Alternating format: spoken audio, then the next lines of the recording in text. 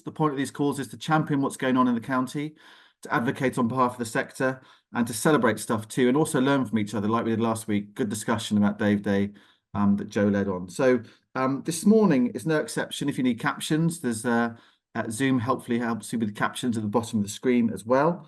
We're going to hear from Jack McNeill, he of the soft play area fame. He's also a clarinetist and a composer, and runs a brilliant project. And he's one of the Catalyst artists, as is Azraa Motala, sorry, Azraa, who is also with us this morning.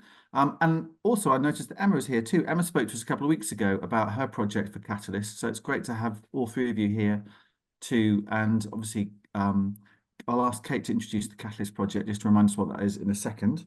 And then we're also going to hear from Joe Bramley-Wright at Eden Arts, who's going to talk about the Epona project, which is a really ambitious idea for the side of a hill in Cumbria in the Lune Gorge.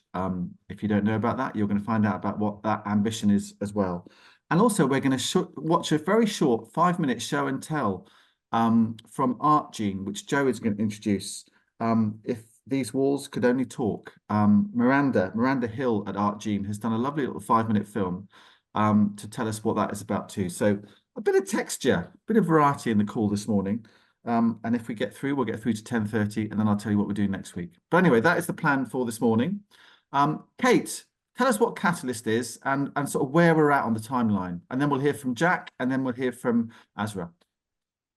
Catalyst is a partnership programme run by the University of Cumbria. Hello, Colette. Art Gene, hello, Joe and Maddie, and Cumbria Arts and Culture Network. And together we are funded by Cumbria Local Enterprise Partnership, which is the kind of economic growth body for Cumbria, to deliver 3 very substantial artist residencies, creative residencies in Cumbria. And many of you here will have heard the process that we went through to select 3 artists, and we are now off and running with the 3 wonderful people that we have selected through this through a very rigorous process. And a couple of weeks ago, we met the 3 artists in person for the first time at the University of Cumbria, and yeah, they have £25,000 and a 10-month residency, really to explore whatever they want about living and working in Cumbria, whatever they choose. And so I guess part of the point of today is to hear from Jack and Azraa about what that's going to look and feel like a bit. Great, thank you, Kate. So Jack, let's kick off with you. Tell us about yourself, a bit, remind us who you are, what you do and where you are, and then tell us a bit about your ambition for the next few months as far as Catalyst is concerned. Hello, everybody. I know quite a few of you and have met most of you, I think, at some of the in-person events for CACN. I'm a musician. I'm a bass clarinet player. I run a 12-piece ensemble. I compose and arrange and produce, and I make things with my ensemble by collaborating with lots of different artists, really.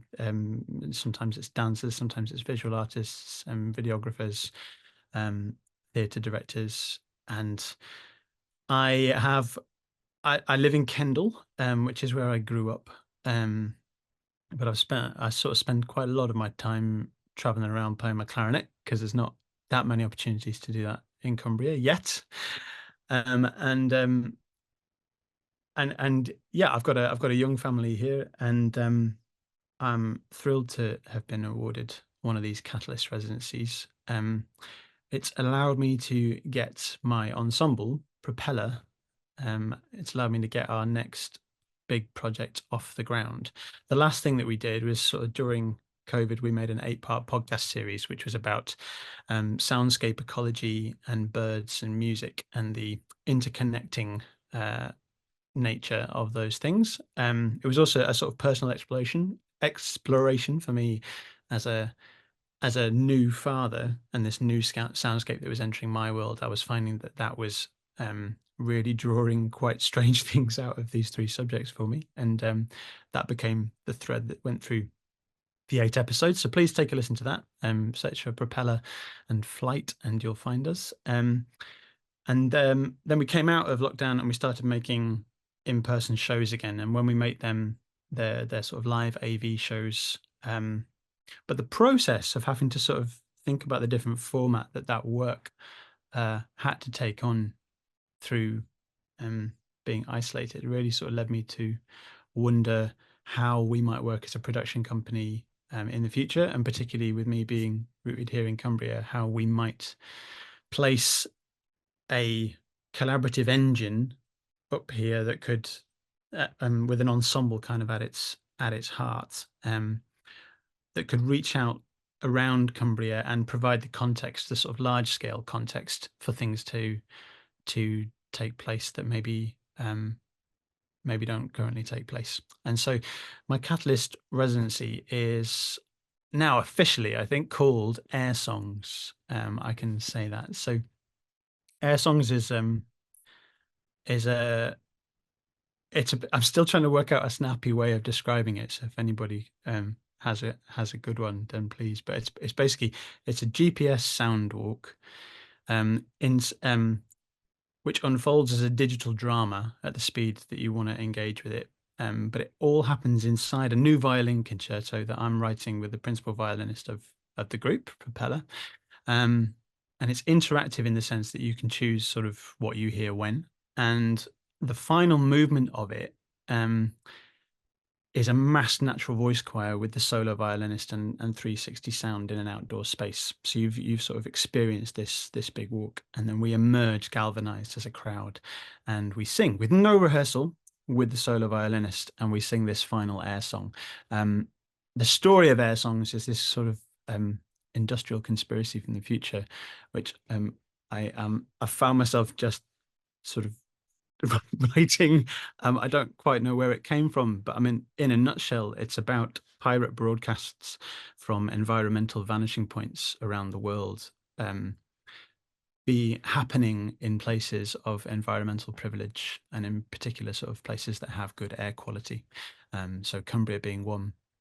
And the places where these pirate broadcasts happen and where the Air Songs walk happens are going to be, ideally, there'll be locations that are community forest locations, either community forest locations that are yet to be created, so perhaps projecting sort of 25 years into the future, or some that are kind of just burgeoning now, and some that might be existing woodland. So there'll be a mix of sort of real R&D, hopefully, with the community and with community singing leaders and music leaders who are interested in being involved and maybe bringing their groups into this context, or inviting friends and family to come and be involved. But I'd love to sort of work with them to find out where these biting points for participation on a mass scale are. Yeah, and kind of, and that feels like a really exciting journey, because what I'd love for this project to also create, as well as this piece, this work, is a massed natural voice choir that spans the entirety of Cumbria, that sort of is just below the surface and can be woken up should there be call for it to happen again. Yeah, so that's it in a is nutshell. it going to be, so just so I'm clear, Jack, and forgive me if I've missed this, is it going to be a recording, or is it going to culminate in a live performance somewhere, or is it going to be both? It's both, and it's a third thing as well, sort of. So as well as the sort of Propeller composed sound walk, which is a digital, which is this drama as well. Which I can hear at my desk in my house or whatever. You can. So definitely working with accessibility from the off, so you'll be able to sort of, you can follow it on your desktop, but it will be situated in a space in Cumbria, in a woodland or a forest or the edge of a town somewhere. Okay. And then you'll be able to access that kind of at any time you like, but there will be an organized performance where there will be a moment. Where collectively we all experience it. And when we've all experienced it, the third act of the piece happens, where this mass natural voice choir, the audience, people who've been on the walk, sing without rehearsing. And so spring next year, or sort of roughly when might this be? Yeah, spring next year. Okay. spring next year, and then hopefully it'll tour. So it's going to go to Hebden Bridge Arts and then up to the Netherlands after that. So taking this work that making in Cumbria and taking it further afield, which is also part of this idea of these air songs popping up in these different locations. So what I would really love is, as part of the kind of workshop process and the different groups that might get involved, an invitation to work with one of the musicians from Propeller to create a small air song that is also located somewhere in a community forest in Cumbria, which then hooks up with the people that are making them in Hebden Bridge, people that are making them in the Netherlands, and you can share all the material, you can participate in each other's songs, and you can go and listen to what everyone else has done. Yeah, so it's kind of raising awareness, but also kind of asking perhaps kind of tricky questions of ourselves and our privilege. Yeah, yeah. If anyone's got any questions, by the way, for Jack, then pop your hand up, or metaphorically or otherwise. And so, as far as numbers of, what is it about kind of involving lots of people, Jack, that kind of turns you on? You sound, sounds like Propeller is an ensemble of about a dozen people, I think. This is obviously quite a mass moment as well. That's a challenge in itself, isn't it? But it's always something that you enjoy being at the heart of. Yeah, it is. I mean, Propeller's a bit of a beast. I mean, because I set it up on a 2-year residency, and kind of in the comfort of a Suffolk Arts Centre in Britain Peers Arts, and then we hit the road and we hit the real world, and you realise how difficult it is to take 12 people on tour. But we've toured 2 projects, and I guess the thing that it's made me realise is that sort of work at that scale doesn't happen that often, and so it is really exciting when it does happen, work at that scale. And I just remember kind of growing up that there were moments and events that I went to that felt, much bigger than kind of any other experience or community experience I'd had. And now that I've come back to where I grew up, I'd like to be part of making those experiences again.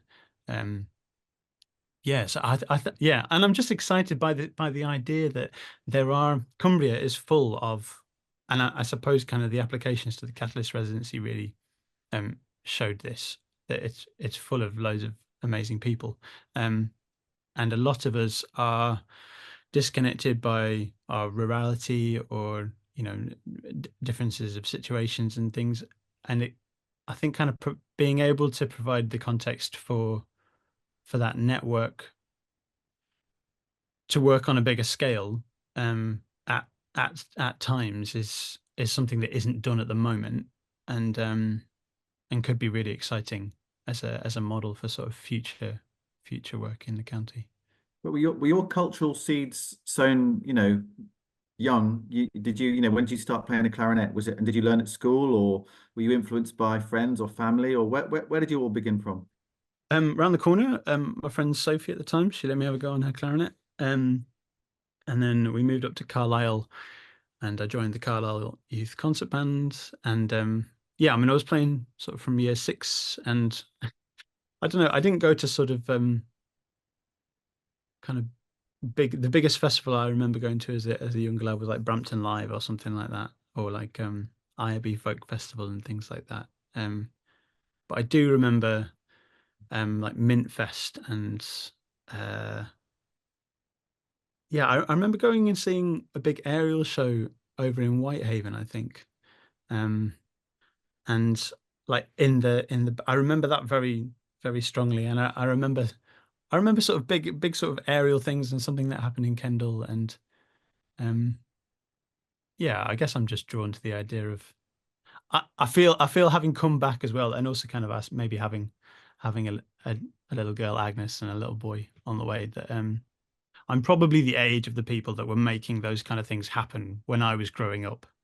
And so And now it's time to do it I yourself. should probably give it a crack, and who knows, it might be a complete disaster. But And has yeah. the Catalyst, project allowed you to sort of take a step back, take a bit of a breath, and think bigger than perhaps you would have done otherwise? I think, well, because I had the project sort of in mind before Catalyst was advertised, and so I had a scale in mind. Catalyst has just made it possible.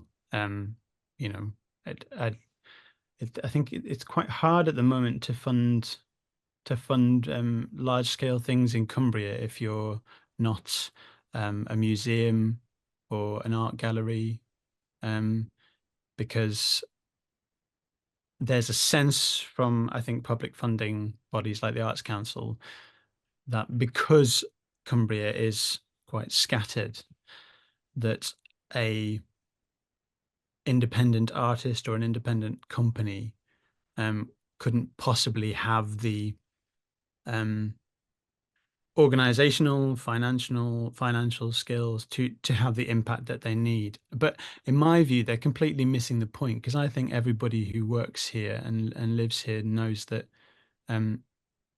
there's this wealth of really specific knowledge and experience around the county, that's also very welcoming and ready for you to sort of ask if you can plug into, or invite people to sort of participate in what you're doing.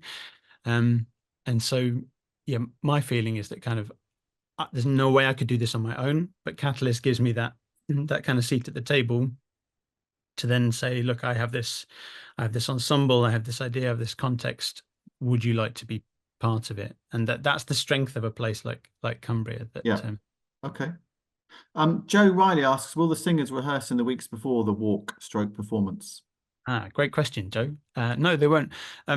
So the idea is that we're making so that the vocal piece for the end of Air Songs will be completely unrehearsed vocal piece. That's what the R&D period is for, is to discover how we write a 45-minute movement with solo violin and 360 sound for hundreds of singers that doesn't need to be rehearsed. So that's the problem, that's the question, and that's what really is exciting me about the process. That is exciting, yeah. The So you jeopardy. can turn up on the day and you could take part. But what I do want to do, and what I'm doing over the next couple of months, is reaching out to those people in the community who maybe already run a choir or are already really kind of switched into like different sort of music networks, or and saying, look, would you like to come and help us ask those questions and answer those and find out how that might work? And then maybe take that back to your groups. We could come along, Propeller could come along, we could come along. Can we join in with your groups for a little bit, so that then maybe when you come, there will be sort of seeds within the bigger crowd of people that sort of understand the process, but maybe don't know the piece. Okay. There is a public opportunity, Tom, if I can share that as well. That the first public opportunity that's in the diary is Sunday, the 10th of November, at Aerial Festival in Ambleside, at the Parish Centre. Okay, well, a bit nearer the time, remind us, Jack, and we'll publicise that on the newsletter and make sure that we get a crowd along there to do that. We're going to switch to Azraa in a second to hear Azraa's take on the Catalyst project. But Kate, you wanted to mention something. Yeah, I just want to say that I think what's really interesting about what Jack is doing and who Jack is that it's helping us, the people running the Catalyst programme, to explore the sector in Cumbria as a whole, actually, to help us understand, how is it possible? How do we make it possible for somebody like Jack and his ensemble to function out of Cumbria and to be able to take the reins of the projects that you're describing and be taken absolutely as seriously as you deserve to be. So there's so much for us to exploring it underneath. It's exciting. Yeah, absolutely. Jack, stay there. Good luck with it all, by the way. And I'm sure we'll keep track of progress, perhaps dipping in again in a few months' time and see how you're getting on. But really exciting. And as you say, Kate, to get out of Cumbria is really great as well, to various places. All right, well, let's cross over to Bolton, where Azraa is waiting patiently. And we've got a few slides that Azraa's put together, which Amy will share as well. But Azraa, again, tell us a little bit about yourself. It's really nice to have you with us. And tell us a bit about where you're at as far as the Catalyst project is concerned. And Amy will pull your slides up now. Hi everyone, thanks for taking the time to listen to us talk about our project today. I'm Azraa. I'm from Preston, but I'm currently living in Bolton. I'm a visual artist, primarily working with oil painting, poetry and photography. My work is usually concerned with kind of identity, politics, heritage, culture, and notions of belonging, especially surrounding marginalised communities and South Asian women. With the Catalyst project, I am currently in the research and development phase, just thinking about what stories I'd like to tell and the people and the communities that I'd be working with over the course of the project. But I'll tell you a little bit more about that after I've spoken about my work. So yeah, I'll just give some background on the kind of work that I make first, so it gives a better idea of like what you can expect at the end of the project. Can you see the slides there, Azraa? Yeah. Yeah. So Okay, so this just take us through the image slides. Yeah. was taken in London. It's a picture that I took near Gomer's How in Ulverston. I think it was 2022. And this was shown across 3,000 locations across the UK.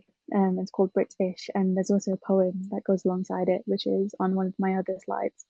But it was kind of in response to my time living in the Lake District so I moved to Ulverston after I got married, because my husband was working in Barrow, so we lived there for about 2 years together. Most of the time, it like unfolded during lockdown, so it was quite isolating on two or three levels in a sense, because I feel like there weren't a lot of people from my background that I could relate to in the area, as well as there was a lot of struggles in a sense of the lack of halal food, the closest mosque being 50 miles away in Lancaster. But also there was a lot of highlights during my time there as well, when during COVID the only thing you could do was go for walks and explore the countryside in a sense. So we were kind of blessed in that way. So could I have the next slide, please?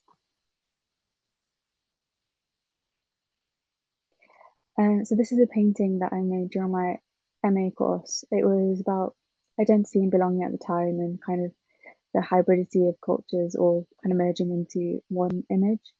And I was also looking at Orientalist paintings from the 18th and 19th centuries, specifically one of a painting of Napoleon on the imperial throne, and kind of referencing that through the work. But I think the work was just a kind of play on how things are constantly changing, and that's why parts of the work is left unfinished as well. So yeah, that was when it was shown at the Saatchi Gallery in 2019. So can I have the next slide, please? So yeah, the work was also kind of blown up large scale and shown on the side of the building at my uni as well, which is like kind of right next door to Tate Britain, which was quite cool. I think Oh, how does it feel when you've got an enormous canvas like that's of your work? How does that feel? It's kind of overwhelming at the same time, because you know you're going to rub people up the wrong way a little bit as well, which did happen during the degree show, where some of the students weren't very happy that the work was on such a large scale. But then there were a lot of students that actually said, you know what, she needs to be taking up space in this sense, because otherwise you're kind of unseen and unheard a lot of the times, or you're spoken for. So it was good. It did what it was supposed to do, I think. Next slide, please. So Unapologetic was a project co-commissioned by the British Textile Biennial and the Harris Museum in Preston. So for this, I had about 6 months to make 6 new pieces of work, which were shown at the Blackburn Museum and Art Gallery.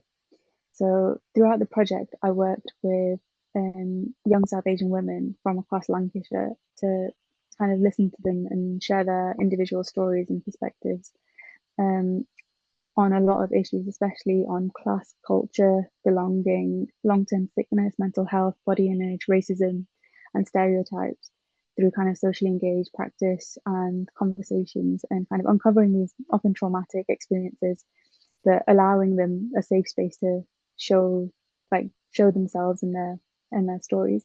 So the work was placed in between the paintings that were already in the gallery, a lot of these paintings have been there and have never come down in a sense. So I made sure to not take down any paintings of women because that was important to me. And yeah, it was just really nice for them to leave a bit of a lasting legacy as well at the museum because some of the work was acquired and lives there today. Can I have the next slide, please? Again, the work was shown on a large scale across Lancashire, on large scale banners at the Haworth, Townley Hall, Nelson Library, and both Blackburn Town Hall as well. So it was nice to kind of have the work seen on a daily basis. Like you just see people walking their dogs and they'd be like, wait, like what's that doing there? So it kind of just interrupts daily life a little bit, which was nice, like taking the work outside of gallery walls for people who might not normally see artwork in a sense. Yeah, next slide, please. So a lot of my work is centered around working with people as well, and not just telling my own stories, but working with people to tell their own stories as well. So this painting happened after I worked with local kind of older communities in Leicester, where I worked with a medical research centre as well to try and kind of put into a painting or visual terms research that people wouldn't normally understand. So after a lot of engagement sessions, we were able to kind of figure out what was important to these communities when it came to self-medicating for diabetes and controlling sugar levels. So it ended up in a still life painting that kind of just encapsulated everything that they had told me. And yeah, so next slide, please. So yeah, this is the first picture that I showed you. So this is the image taken in Ulverston. It was a very windy day that day. I'm not sure how we managed to get a proper picture, but there is a poem that goes alongside it about kind of my identity and the kind of the brokenness between two kind of opposing cultures, but also how in the end it comes together into something that works in a sense. I'll leave it on just in case anybody wants to skim it for a minute. And just while we're looking at that, Azraa, tell us what were the origins of your creative practice? Have you always painted? Did you do it at school? Yeah, I Were think you both of inspired my by someone? Or, parents yeah. were quite creative. Like my mum would always like put henna on me and she'd be doodling on envelopes, and my dad, like I never used the conventional colouring book. He'd always draw out pictures for me and I'd colour them in, kind of thing. So there's always that, but also like at school and college and things, I was always encouraged to continue with my practice. But I remember during A levels, I studied a really random combination of subjects to make sure my parents were happy that I was still doing my sciences and business and everything. So I was in biology, chemistry, fine art. It was a funny combination. Biology, chemistry, and fine art. Fine art and then business, but then I dropped chemistry because I was not enjoying it, and I took up graphic design instead. But yeah, I'm glad I pursued it for BA and MA as well. So yeah, next slide, please. So yeah, 2 or 3 of my most recent paintings or pieces of work were based on my time living in the Lake District. So like the Catalyst residency just came at a point where it just made sense for me to apply for it because I was so interested in kind of exploring this time of my life a lot more. So this was a painting of Honesta Pass draped in kind of traditional South Asian bridal dupattas, kind of commenting on the fact that I moved there straight after I got married, and just the fact that the materiality of landscape and how it can change depending on the people that are living there, and how kind of bizarre it felt in a sense to me, like, and how different it was because I actually grew up in East London, so that contrast to living in like this small town, Ulverston, was very different for me. But I enjoyed most of my time there anyway. But it was also kind of in reference to a story that my dad told me about an uncle who got on a train after they moved here from India, and they just look out into the landscape looking for a mill, because they think, wait, there's a mill there, so that's where the jobs are and that's where they should move. So again, like landscape and fabric and kind of sustenance was what I was thinking of as well. But yeah, I think that's all of the work. I can talk a little bit about the project if you could, yeah. And then I'm going to ask Maddie, who was on the selection panel, why you were selected. So first of all, tell us a bit about your project, and then we'll cross to Maddie. Yeah, so the project is kind of centered on me being able to tell my stories of the time that I spent living there as well. So looking at the struggles and the perks of living there, as well as working with local communities in the areas to, especially in the South Lakes, to kind of share their stories as well. So I'll be working with people and then hopefully making a series of paintings that respond to the things that they've told me and the things that they would like to share and the things that they think are important as well. So hopefully by the end of the project, we'll have a series of paintings that share kind of a broad amount of stories and shed a kind of light on the different communities in Cumbria. And have you begun those conversations yet? Not yet, right? We're still kind of in a very early phase of the project. Okay, great. But hopefully soon. Yeah. All right. Maddie, why Azraa? Need we ask? I mean, sorry, Azraa, to say this in front of you, but your work is absolutely fantastic. There's no doubt about that. It's evident. It speaks for itself, but it's also very lovely to hear you talk about it. So for me, I just thought the amazing quality. You're dealing with issues that are really pertinent and need to be talked about from communities that are hidden but are here. And I thought, well, we've got to have you. Really, really strong work. I also love the fact that you've taken painting and made it big. You know, there's such a confidence in your painting. You know, to see it on the outside of buildings, good on you. It's in your face, big billboard posters. I really like that. I think there's a real confidence. I think you're a very, very calm character, but there's a big, strong voice there, which we can see in your work. I think it's really good to also change people's perceptions of the county. You know, we're here, let's be really clear, in a very kind of white world of lots of little people in here. It's so good to actually make that diversity up there and front. And interesting as well, you talked about when you were in lockdown, when you were here, living here, at BAE Systems, where we have a big cultural mix here in Barron, BAE. But the fact that you said that you felt so isolated actually made me feel it's like somebody's just stabbed me in the heart. You know, the fact that there is a big welcome in this county, but perhaps it isn't as evident as it at first might seem. So I just thought the more we can evidence the warmth of the county, the better. I was saying I was quite sort of shocked in lockdown that, you know, that it's so far to get halal food or to the nearest mosque, all of that. You don't actually think about those things unless, you know, somebody says that to you. So I think that's really important that you're out there saying those things. I also think women, I'm afraid to say, it's for me, it's so important as a woman that we see women's paintings out there, women's issues, women's lives.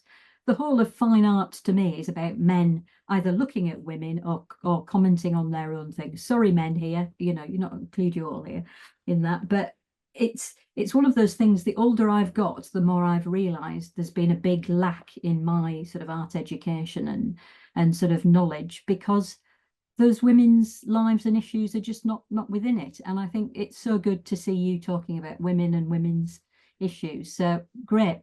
That's the reasons why I like your work. But I think it's high quality, and I think you're going places. I would like to say that on record. And I think it would be really nice that us as Catalyst in Cumbria can be part of your story, one small part of your story. So my hope for you in the future is that somewhere when you're amazing up there, you go, oh yeah, and I did that thing in Cumbria, and we can all go, we were part of that. So there you go, Azraa. Thanks, Thank you, Maddie. That's so kind. That's a nice thing to hear, isn't it, Azraa? Yeah. No pressure. No pressure at all. I really hope that, whatever you produce over the next, 6 to 10 months, whatever it is, can be seen by a lot of Cumbrians as well. I'm sure there'll be plans that are put together for how both yours and Emma's and Jack's pieces will be distributed, or that's the wrong word, but will be exposed around the county.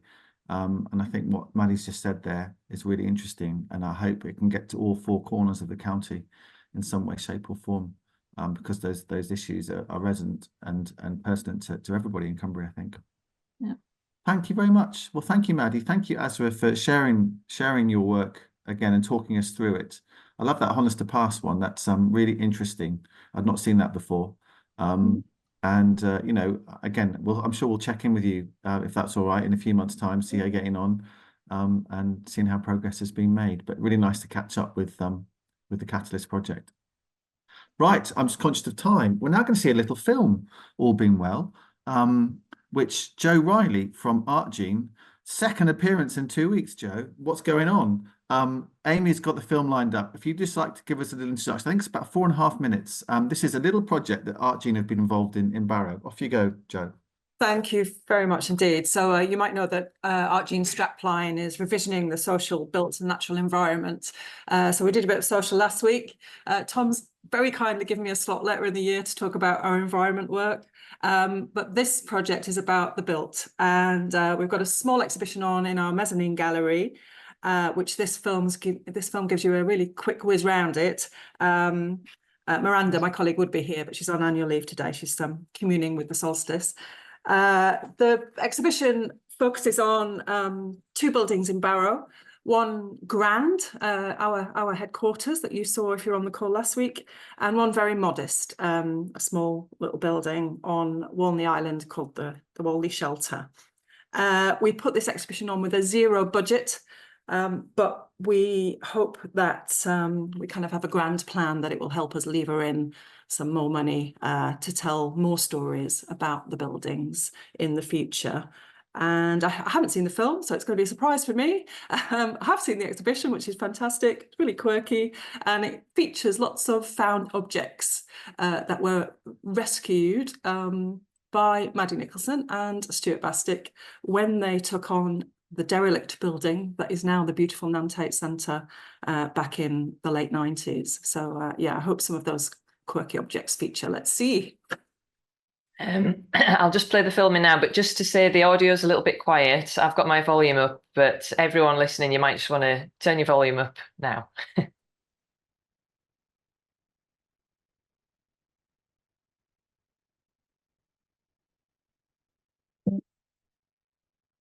Welcome to ArtGene. The show that you see behind me is in the mezzanine gallery in the Nantate Centre, and it's called If These Walls Could Talk. And it's all about 2 very important buildings in Barrow, one of which is the Walney Shelter on Walney Island, and the other one is the Nantate Centre, which I'm standing in. And for those who don't know either of the buildings, the Walney Shelter is a concrete structure that sits on the promenade of Walney Island, looking out to the water. And it was built around the 1950s, just after the war, and it kind of looks like a little bus shelter. And whilst we don't know its initial use, it's been used for many, many things over the years, such as proclaiming. So there are always banners that are hung onto the shelter. It's been used for waiting, sheltering, meeting people, courting, and much, much more. And then the Nantate Centre, which I'm standing in now, before ArtGene moved into it, it was a old technical college from 1903 to 64, and then that college moved to Thorncliffe Road. We moved into it with Barracuda's Carnival Band, and we're now here in this space with lots of other charities. So the show that you see behind me and all around here, it's all about the history of both of these really important buildings, and we want to preserve the stories and the memories associated with both of the structures and to think about the future of both of these buildings. So now I'm going to show you a few of the objects, give you a little taster. So to start, this key here, can you see it? Just about. So when the building started and was opened, Princess Louise came into the building in 1903 and was given this key. It's on eBay now for about £14,000, which is a lot of money. So we've just got the drawings of those. And this object here is a vegetable steamer, and it's one of many objects that was found in this building when it was derelict. And this was used to steam vegetables in the canteen when this building was a school. And what else have we got here? We've got loo roll from the school. So Maddie Nicholson of Art Jean and Stuart Basti, they saved a lot of these objects. We've got the carbolic soap, which smells absolutely delicious. And then we've also got a really amazing wall piece by the lovely, amazing Jenny Dennett from Artfly. And Jenny's been recording a lot of oral histories with ex-students and teachers who went to the technical college. And she's also created this fantastic wall hanging. So you can select these little footprints, these gorgeous little details, and then listen to the men telling their stories. And the stories are all connected to the rooms in the classrooms that you see on the original floor plans that we found from the archives. So what else have we got here? We've also got some amazing photographs here. So when Maddie and Stuart moved into the building, they did a photographic survey, and at this point the whole building was very derelict and had been standing empty for a long time. And there were pigeons in the building, a lot of work needed doing to it. So they conducted this photographic survey, which you see on the walls here, and eventually refurbished the building. So it's lovely to see those. And then we've got a lot more. That's just a sneak little peek. We've got some drawings that we've been doing with South Whalley infants and juniors, and that's been part of a wider project to think about what the future of the Whalley shelter could be, and we've been making a lovely big banner with them as well. So that's just a little taster, and special thanks to all of the people who have been involved in this project. We've worked really closely with Susan Benson from the local archive. Historians Michael Quinn and Peter Laird, they've helped us to figure out the history of both of these buildings. Jenny's been fantastic. I could go on and on, but yes, please do come to see the show if you find yourself in Barrow in the next few days. It is open by appointment until Wednesday, so you've got a little bit of time, and just give us a call or send us an email and we will arrange an appointment. That's lovely stuff. Didn't she do well? That's great, great. Whoever was on the camera and the microphone as well did a very excellent job. So I love that veg steamer, the R2D2 prototype, and the loo roll. We can all probably relate. Some of us can relate to the crispy loo roll that used to exist in loos in schools. Maddie and Stuart, what an amazing collection of stuff you kept there, and great to hear the word courting being used. You don't often hear that word being used these days either. What a treasure trove. Maddie, what a great job you did. Well, thank you. Not just me, but, and Miranda there, who's been working on it, and the whole full team here. And just to say that Norman, our financial manager, did the videoing, of which I've not seen either. So good on him. He was very excited about doing something creative. We need to give him more jobs like that. But yeah, I mean, amazing history in this building, and we collected masses of things. It was a completely derelict space. Yeah. We have boxes of stuff. So it was lovely to get them all out. And I kept all that toilet paper for what we used to in the old days, which was tracing paper. So it was And people did use that. I can't believe it. You know, used it. It's horrible.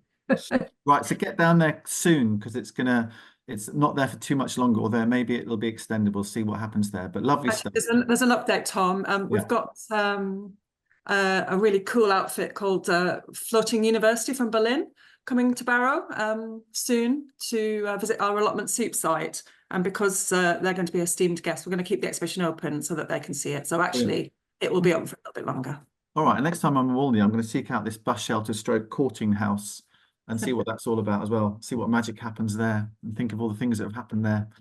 Right, thank you very much indeed. Well, let's cross to the Lune Gorge now for our final item this morning, as it were. And Joe Bramley-Wright of Eden Arts can tell us a bit about the Epona project and one or two other things as well. So Joe, we've got those 4 images from the Reg Ed sort of exhibition thing we've got floating on a PowerPoint as well. So Amy will pull those up if you want to refer to those. But the floor is yours, Joe. Oh, thanks, Tom. Hi, everybody. So yeah, the Epona project, the Wild Pony of the North, which is currently on display at Reg Ed they call it the streets area, which is the walkways between the shops. So this whole idea started a number of years ago with a conversation between Adrian Lockhead, our director, and Tom Lloyd, who he runs Fell Pony Adventures, and he did work with us for a little bit of time, and he breeds fell ponies, and he has a number of fell ponies, and this idea of creating a new piece of land art that celebrates the heritage of the fell ponies and the area of the Lune Gorge, which you mentioned. So this whole idea has been sort of brewing for a number of years. And last year, the idea to sort of engage the community came up with this idea, and to sort of celebrate the fell ponies' heritage and their current plight, because they've been in decline for a number of years and continue to be so. So we sought some funding last year, and we were successful in getting a little pot of money from Westmoreland and Furness Council and from the Westmoreland Dales Love Your Landscape fund, which was available the last couple of years, and that was to engage schools in the T-Bay area with a series of workshops that looked at the heritage of the area. So we had Chloe Brownlee Chapman come in, and she's an archaeologist and specialist in that sort of heritage, and she came into the schools and did a fantastic workshop with the kids, looking at specifically that Lune Gorge area, but also where the schools were based. And we also had Alex Jacob Whitworth come in, and she looked at more sort of a craft and art side of the project, but sort of tying the idea of the fell ponies and their interaction with humans and the landscape. And we also had Anya Phoenix, and Anya makes fantastic trail maps for kids called Tail Trails, and she came in and she did a bit of storytelling with the kids and looked at sort of folklore and myth.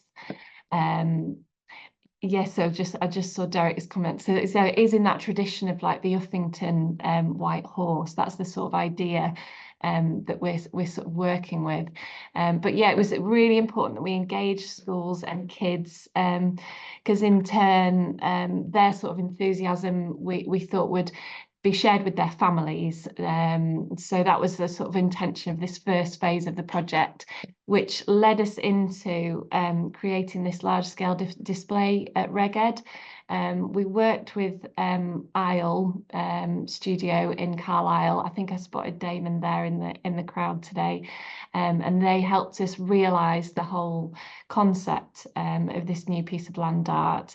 So yeah, it's currently on display, and it weaves in some of the work of the kids. So those fell ponies that were just up there, those crafted sort of maquettes. Thank you. They were created by the kids. We actually worked with 350 children as part of this project. So we had 350 of these beautiful crafted fell ponies to incorporate in the display. So it's a really lovely mix of this lovely designed large scale display created by Isle, and some of the work that the kids produced as well. Yeah, so did you want to ask any questions, Tom, specifically? Yeah, so you're asking for opinion, I think, at the moment, aren't you, Yeah. Joe? And then, you know, sort of what's the timescale, and you know, is it chalk, that hillside? Because I know a hillside's been sort of selected, as it were, hasn't it? I can't remember what it's called. Yeah, so the hill that we've been looking at is Blees Fell. It's the if you're coming up the motorway up the M6, just before the heart-shaped wood, which people will be familiar with, there is a fell just to the right, and that was the fell that we sort of identified as an appropriate place for the land art. The display runs until the end of July.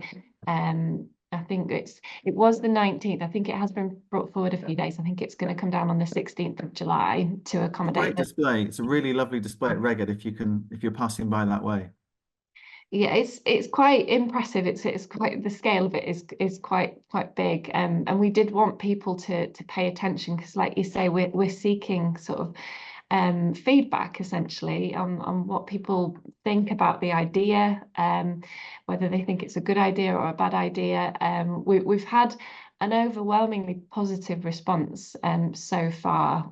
There's been a few people that are concerned about changing the landscape, understandably, but it's something that we would hope to do sensitively. And is it a chalk hillside, Joe, or was it, you know, how would actually? No.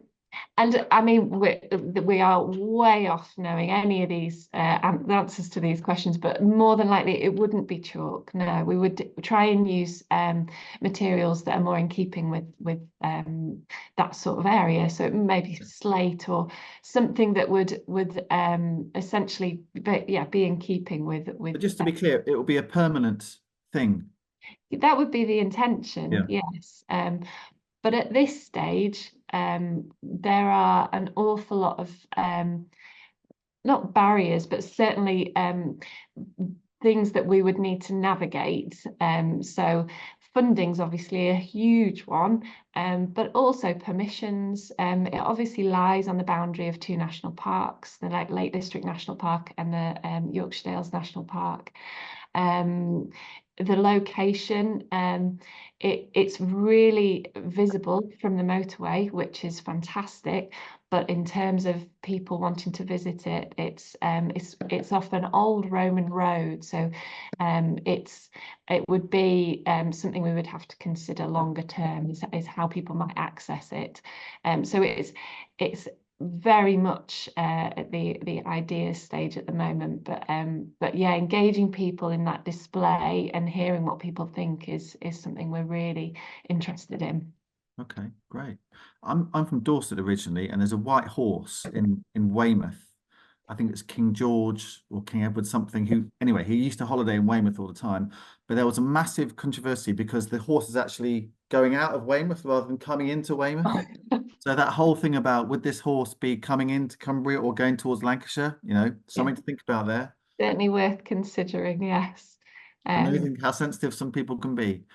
I think we're really interested in there's been other newer, so a lot of these white horses have been in place for either a really long time, like the Uppington horse, or certainly but it sort of precedes sort of permissions in the way that we have to face now. So but we're really interested in sort of the Angel of the North and the Kelpies in Scotland, and how they really give places these markers, and whether that's something that would be appropriate in the Lune Gorge is something that we're just interested to find out. Yeah, okay. Well, people certainly know about it now. Do feel free to, I think there's a link gone into chat there, a bit more about Epona. Just sorry, remind me, Epona, what does that mean? Is that the name of the horse? It's the Celtic goddess of horses. So it's the name that we've given for this this project and this pony on the I side. like it. I think it's a great name. It's a great name. So do get involved in reflections and thoughts towards that if you want to. And if you're passing through Reg Ed, have a look at the exhibition. It's really informative. And those children's horses, they're beautiful. There's loads of them there, and they're all over the walls. They're about I don't know, 4 inches, 6 inches in size, and they look stunning. It's a really lovely way of getting children involved and interested in the project as well. Thank you, Joe. I'm watching time. Was there something else you wanted to mention that you're doing? Just really quickly, if that's okay. Yeah, we've got a couple of opportunities at the moment, unrelated to Epona, but we obviously work on a lot of different projects here at Eden Arts. One of them is we do have the Winter Droving coming up in October that people may know about, which is a town festival in Penrith. We have a huge market as part of that, and we're still seeking traders. Anything sort of unique crafts. We have a massive footfall. We have around 25,000 people come through on the day. So I'll pop a link to that application form in the chat. And the other thing, we've got a call out at the moment for emerging producers and creatives. So we're going to take a bus of people down to the National Festival of Making in Blackburn, something we did last year, and we're going to have a tour from the festival producers there. And essentially, we're wanting to nurture talent in the area in Cumbria. People that might want to go into sort of producing cultural events, a bit like the Winter Droving, and we can offer people experience in that area. But that's happening on the 6th of July, and the deadline for that is next Friday, so it's the 28th of June. But again, I'll pop a quick link in the chat there if people are interested in sharing that. That'd be great. Okay. Great, thank you. And do share that stuff on our social media channels and platforms as well. And that gets out to a very wide audience. Lovely stuff. Well, that's been a really interesting hour for me. I hope it has been for you too. Thank you very much to Jack and to Azraa for telling us about their ambitions for the Catalyst project. Really looking forward to seeing how that develops. And to Joe and to Joe. So the lovely film of what's going on at Art Gene and those two beautiful buildings, and hearing about Epona and other bits and bobs that Eden Arts are involved in as well. And Joe just put those links into chat. So thank you ever so much, everybody, for your time this morning. Really nice to see you all. Next week, by the way, we're going to hear from Lionel Playford, who's an artist based in Alston. We're going to hear about the Historic Arts Quarter Festival. I think it's the third one now in Carlisle, which is planned for the summer. And also Kerry and Lauren from Signal are going to tell us how on earth they managed to squeeze £900,000 out of, I can't even remember where it came from. But anyway, they've got a whole shed load of money to do some great stuff at Signal and to help enhance the creative sector of Barrow. God, they're good at Barrow at getting money. So we'll find out how on earth and who they know and what arms they twisted to get 900 grand together. So that's Kerry and Lauren from Signal talking next week as well. Should be interesting. Great to hear you all. Have a nice weekend. I think the sun is set fair here in Cumbria. So enjoy yourselves and hopefully see you again sometime soon. Cheerio.